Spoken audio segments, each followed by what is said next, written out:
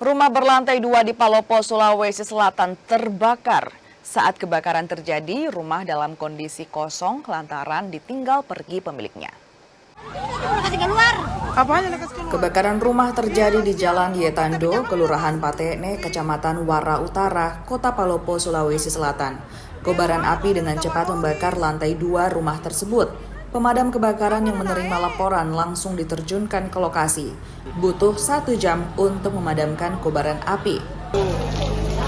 30 menit bisa dikuasai, tapi membutuhkan waktu pendinginan lebih lama.